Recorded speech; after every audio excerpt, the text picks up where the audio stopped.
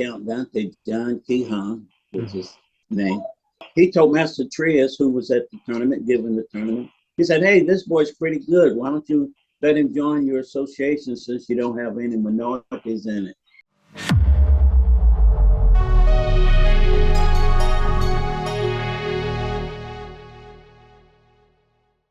Hey guys, in part one of my interview with Grandmaster Vic Moore, we're going to get the origin story. How he got involved in martial arts, the different instructors he trained with, all the way leading up to when he started fighting and competing. So anyway, if you like this kind of content, please help support the channel. Hit the like button, subscribe, share this video. My name is Grandmaster Victor Moore. I became the first black Grand National Champion in the world. It's a real honor to get you on the show, Grandmaster Moore. You're such a historical and important figure in the martial arts community. And I'm really excited to hear your story, as I know the audience would be too. So starting with your history of how you even got involved with the arts. Oh, yes. Well, as a little young kid, been around 7 years of age, there was gentlemen from the military that was teaching a few of us in the backyard because we didn't have karate schools back then. This is back in 1950 and all. And they were showing us a few moves here and there. And then around 50, 51, there was Yamaguchi. He was visiting here and he was doing some katas. That's the forms. Mm-hmm. And I was very impressed with it. And after, another couple of years, there was a gentleman in my community that was up on the hill and all. And I saw him doing some of the same moves.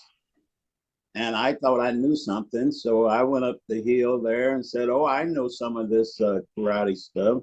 That was Ron Williams was my first teacher there. And he said, oh, you do?" I said, "Yeah, I know some of that stuff." And he had grabbed me by the arm, positioning me, turning around and this and that, looking me over. I said, "Hey, what are you doing?" He said, "I'm seeing if you're big enough, strong enough to take some of this karate." I said, "Yes, I've been doing some of that karate stuff." He shoved me and knocked me down. He thought I was going to be crying. I got up, shaking it off, looking at him, I said, "You shoved me down." He said, "Well, yes, you see, if you're going to learn this karate stuff, you got to always be ready. You never know when a person's going to attack you." I said, "Oh." He got ready to move me again. And I blocked his arm, almost broke it, hit it as hard as I could. Wow. He said, "Ouch, oh boy, what are you doing? You're trying to hurt me." I said, "Well, you should have blocked it." He said, "I wasn't ready." I said, "See, you got to always be ready." And he started laughing. He said, "Kid, you might be all right, And he did. He started teaching me. And we were outside in the woods. And he had me hitting trees, jumping up, kicking at trees. He was throwing me around. He was punching and blocking. He was making me tough. I go home with bruises. My mom would say, "What's all those bruises on you, boy? That man up there beating on you, you're going to quit that stuff." I said, "Oh, no, Mom, we're just practicing and we hit each other kind of hard." "Boy, you crazy. You let that man beat on you like that with these bruises and all." But every day after school, I would go up the hill, start learning those techniques, stances. Get down lower, blocking. Back in the days, we actually hit each other arms on the block. We're blocking and arms are hitting and we low blocking. And we hitting each other in the gut, And, oh my God. He was trying to get me to quit, but I wouldn't quit. Mm. So that was my first little beginning. That was back in the 50s. Wow. And I stayed with it every day, every day. So you So were just that training was, with him by yourself, though. He didn't have any other students at that time, did he?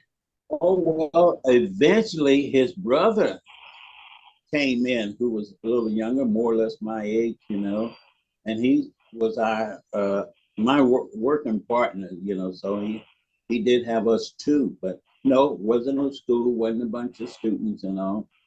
And later, in the years, there was Bill Dimitri and Ray Hughes.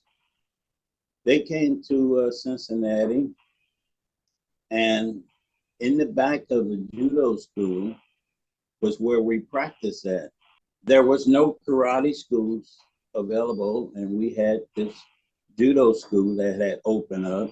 And I knew a little judo from previous training, and I had to stop at the door, take my shoes off, and bow because Ryan Williams had done taught us all of that, even though there were no schools, but even to go onto the grounds where we worked at, we had to remove our shoes and bow and do all the formalities. And the judo instructor, he looked at me, and I'm in this all white school. Blacks didn't go uptown Cincinnati. Well, all the students are turning and looking at me. This is weird. He says, come on in, boy. I said, yes, sir. He says, you've done some martial arts, haven't you? I said, yes, sir. He said, I see you took your shoes off and you bowed coming in. What can we do for you? I said, well, I like to learn. So he let me learn the judo techniques, teaching me in the classes. And I was the uke, where everybody took a turn throwing me around. Mm-hmm. Now, Bill Dimitri and Harvey Eubanks, they came into the judo school and asked, we're karate instructors, and we want to know if we can work out in your back room there. And Ray Hughes, the judo instructor, thought about it. He says, well, okay. I had already been doing some of this karate stuff. Mm-hmm. And after the judo lessons, I asked the instructors, hey, can I do some of this karate with y'all? Well, we don't know, boy. We have to see. Next judo class come back, they were in there in the back room straightening up. I asked Ray Hughes if I could learn some of that karate back there. He said, well, you have to go back there and ask them, which I did. I went on back and asked them, hey, I like to learn some of this karate. I already know some, Mm-hmm. And I'm still working out with Ron Williams, teaching me every day, getting down in stances, throwing punches and blocks, hitting trees, hitting each other. And they finally tell me, yes, okay. So now I got more or less say 2 instructors or 3 instructors, because Harvey Eubanks was teaching Goju karate. He was kind of leading the program, and he started teaching, and I was in the room, so I was able to do some of this Goju-Ryu karate. Mm-hmm. And the school finally, broke up, and Bill Dimitri took over. So he was teaching Shotokan karate. Very little difference in all of these styles and techniques anyway. And he started off, and he was teaching very strict and very hard. And back in the days, Dave, it seems as if they wanted to get you to quit. Everything was, just, we're going to beat the stew out of you, and we're going to make you quit, boy, I just hung in there. Now the other karate guys that came in, they were taking it as well too. Several of them was quitting, and we're doing fingertip push-up, knuckle push-up, back of the wrist push-up. We're getting down in stances, way down in low stances, staying down in there till we drop over, And when I go home, my mama asks me, what am I doing? Why am I so tired? And well, back then we just had to get down in stances and all. Mm-hmm. Boy, what are you doing?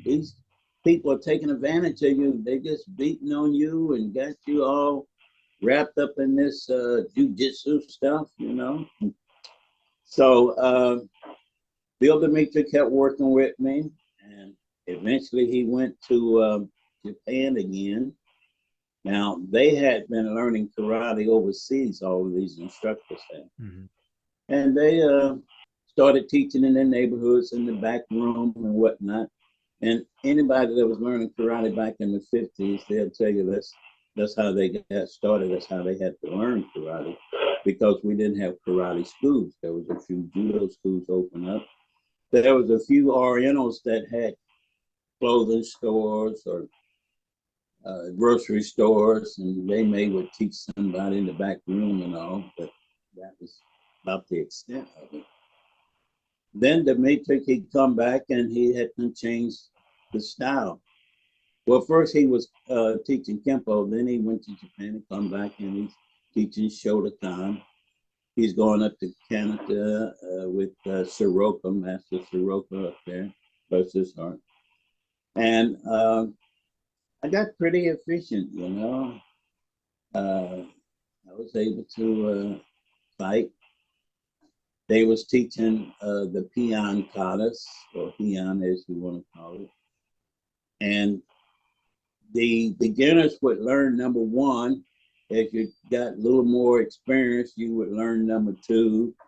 And then you would move on up to number three. Then you had to be in the brown belt and black belt division to learn number 4 and 5. Mm-hmm. But you practiced that one kata over and over for months and months, and you was proficient with it. But you also had to do the moves of the form against an opponent to show that you actually knew the technique. So we had to block the kicks, and they would try and kick you. It wasn't faking, it wasn't pulling punches. We're gonna kick your guts out, as to say. And boy, they throw those kicks at each other, and we had to block it and all. And punching the same way, we had to block. We're gonna hit you here. We're gonna hit you there. And if you didn't block it, you got knocked down. You got the student knocked out of you. Mm-hmm. So that's the way the training was everywhere. And I had looked around trying to find different karate schools, but throughout Ohio, there was none.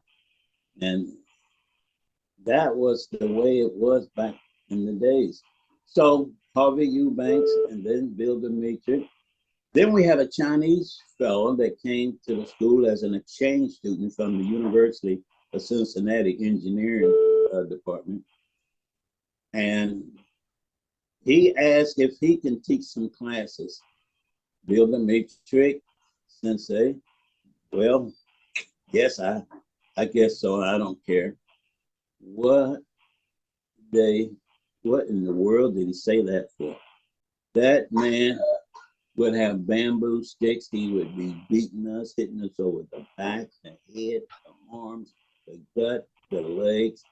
He would make us get down in stances lower than what we had already been doing low.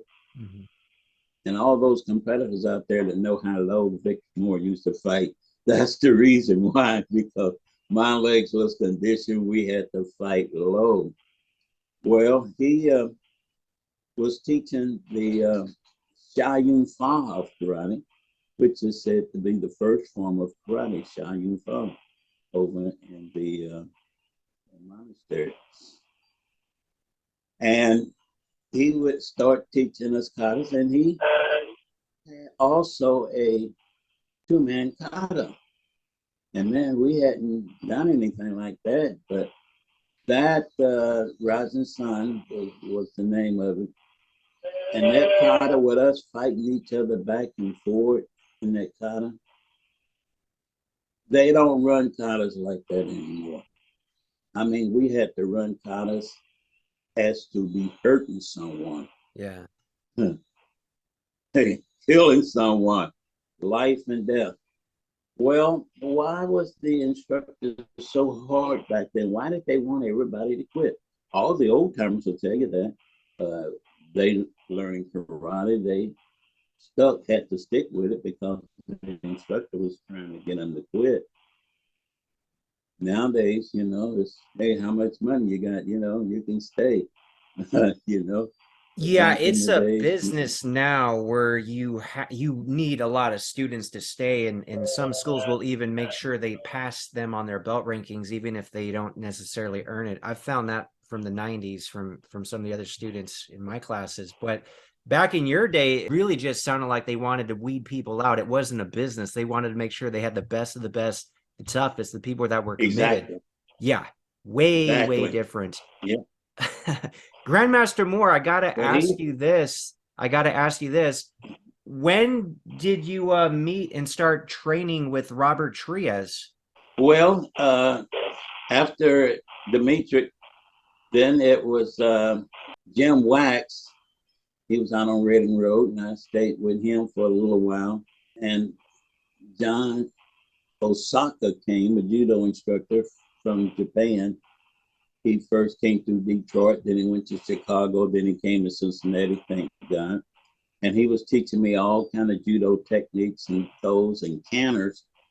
And he had never been thrown, and I had him up, almost had him thrown. And that man did a counter, and ever since that day, I've been seeing stars up in the roof. So after I had worked with him, he learned from the Yamashita brothers and all. Then I went to college, and there was a gentleman, Barry Yasudo. He was teaching Shotokan. Mm-hmm. He was in the Japanese Karate Association, and I wanted to join. And he said Americans can't join the Japanese Karate Association. Well, being black and so much prejudice, I took it as well. Black people can't join, you know. And after I left college, then I went to Chicago to the World Championship. But up until this time, we have had little inter-school competition, fighting each other at schools and all, and I was pretty good at it. So I went to Canada and did very well. And in 63 in Chicago was the first world championship. Algene Carrilla from Cleveland, Ohio, he won that first tournament, and I had to fight him. So he took me, you know, and I ended up around fourth place. Okay. And there was a gentleman by the name of Count Dante, and Count Dante, John Keehan was his name. He told Master Trias, who was at the tournament, giving the tournament, he said, hey, this boy's pretty good. Why don't you let him join your association since you don't have any minorities in it? And Master Trias thought about it and said, well, why don't you fight him? Now, John Keehan, he was rough. He was tough. I mean, he was laying people out. Nobody wanted to fight him. You know, he just couldn't get matches and all. John Keehan said, well, yeah, okay. And we went at it, and we went on it heavy and hard. I couldn't take him, and he couldn't take me.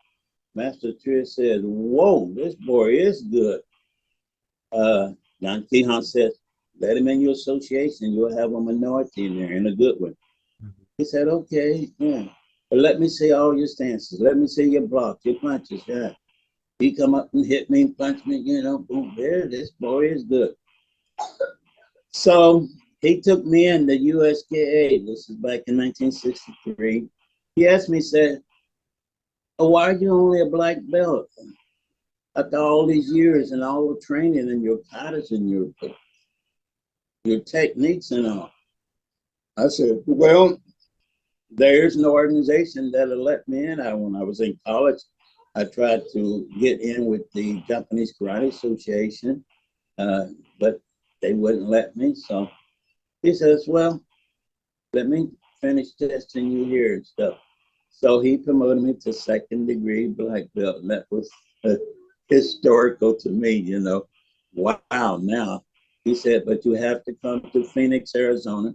You have to meet me at all the karate tournaments, and you got to keep moving up in rank. We got to keep testing you, and it's going to be hard. And it was hard. Some of the training that I had to do, I had to hit at snowflakes in the snow barefooted. Oh, wow. I had to hit at raindrops out in the rain. I had to see a raindrop and I had to hit it before it hit. You go outside and you hit the raindrops that's coming down, and you see a raindrop, bing! Inside, punching for the mirror, sideways, trying to punch so fast that it became a blur. Training every day like that. And then had to go to Phoenix, Arizona and train. Then had to go to every tournament, every weekend, somewhere. And most of the training was in the hotel rooms, you know. Now. So that was extremely, extremely hard. And Master Robert E. Trias was just as hard, just as hard. And I started competing. In '64, I came back. I still couldn't take it, the victory. Us karate people, we were so rowdy in '63 and '64. They didn't want us to come back to Chicago. We couldn't run a room at any hotel because we would be in fights, breaking the tables, knocking each other over. Who's the toughest? East Coast, West Coast, Midwest, you know, boom, all these champions. Nowadays, champions was there, you know, trying to make a name for themselves by being so tough. And I was right there with them, you know. So Robert A. Trias, he couldn't book a tournament in Chicago. Chicago didn't want any karate people there. No, y'all can't come back here. No, you can't be there. They have the police and everybody else, you know, running us as to say out of town. So Robert A. Trias, he changed the name from the World Karate Association to the World Grand National Tournament in Miami, Florida.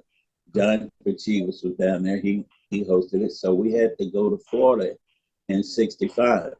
Mm-hmm. Well, in '65, there was big Mike Foster, 270 some odd pounds, 6'5", you know. He was a giant, a master. I hope he's still around.